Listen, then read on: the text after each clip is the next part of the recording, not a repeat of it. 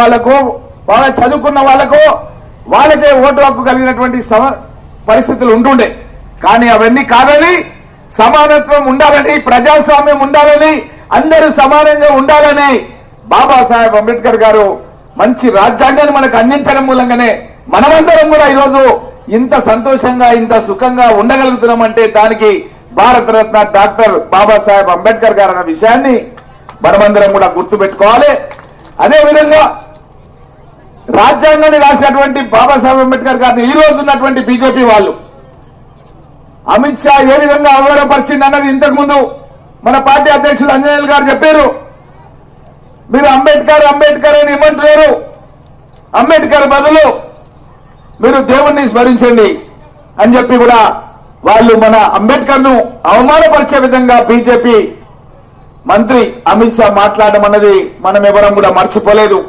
ఇలాంటి సందర్భం లోపల మన పార్టీ అధ్యక్షులు మల్లికార్జున్ ఖర్గే గారు, leader of the opposition Rahul Gandhi గారు మనకు దిశ నిర్దేశం చేసి అన్ని రాష్ట్రాల్లో ఉన్న ముఖ్యమంత్రులను కాంగ్రెస్ పార్టీ, అదేవిధంగా పిసిసి అధ్యక్షులను రేవంత్ రెడ్డి గారిని, అదేవిధంగా మహేష్ కుమార్ గౌడ్ గారికి ఆదేశాలు ఇచ్చినారు.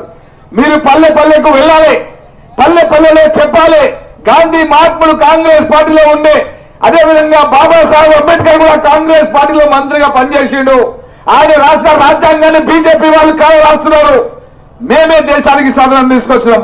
ఈ రోజు బండచెర్లో ఉన్నటువంటి స్కూళ్లు కానీ, బండచెర్లో కరెంట్ వచ్చిందంటే కూడా ఆ రోజు కాంగ్రెస్ పార్టీ పాలన మూలంగానే వచ్చింది తప్ప ఈ బీజేపీల మూలంగా రాలేదు అన్న విషయాన్ని కూడా మనం చెప్పాల్సినటువంటి అవసరం ఉంది. ఈ బీజేపీ నాయకులు ఎవరు కూడా జైలు జీవితం గడపలే, ఏ బీజేపీ నాయకుడు కూడా జైల్లో ఉండలే దేశ స్వాతంత్రం గురించి. కేవలం కాంగ్రెస్ పార్టీ నాయకులే దేశ స్వాతంత్రం గురించి పోరాటం చేయడం జరిగింది. కాబట్టి ఈ విషయం ఈ రోజుల్లో యువత విద్యార్థులు ఎవరైతే ఉన్నారో వీళ్ళందరూ కూడా మనం చాటి చెప్పాల్సినటువంటి అవసరం ఉన్నది. ఎందుకంటే యువత వారికి విషయం తెలియక కొంతమంది సోషల్ మీడియా ద్వారా, వాట్సాప్ గ్రూప్స్ ద్వారా చరిత్రను వక్రీకరించి తప్పులను వాళ్ళకు చెప్పి వాళ్ళ యొక్క మనసును ఖరాబు చేసి మన దేశానికి స్వాతంత్రం తీసుకొచ్చిన కాంగ్రెస్ పార్టీని దోషిగా చూపించే ప్రయత్నాలు, గాంధీ కుటుంబాన్ని కూడా దోషిగా చూపించే ప్రయత్నాలు ఈ యొక్క గాడ్సే వారసులైనటువంటి బీజేపీ వాళ్ళు చేస్తున్నారన్న విషయాన్ని మనం ఎక్కడికి వెళ్ళినా సరే స్పష్టంగా చెప్పాల్సినటువంటి అవసరం ఉంది. మనకు తెలియని విషయం కాదు. శ్రీమతి ఇందిరాగాంధీ గారు గరీబీ హఠావో అనే నినాదం తీసుకొని రోటీ కపడా మకాన్, తినడానికి తిండి, ఉండడానికి ఇల్లు, కట్టుకోవడానికి బట్ట, పేదవాళ్ళ ఒక కనీస అవసరాన్ని గుర్తించిన శ్రీమతి ఇందిరాగాంధీ గారు 14 పెద్ద పెద్ద బ్యాంకులు, ప్రైవేటు బ్యాంకులు, మార్వడళ్ళు ఎవరైతే అగ్రవర్గాల వాళ్ళు బ్యాంకులు పెట్టుకుంటే ఆ బ్యాంక్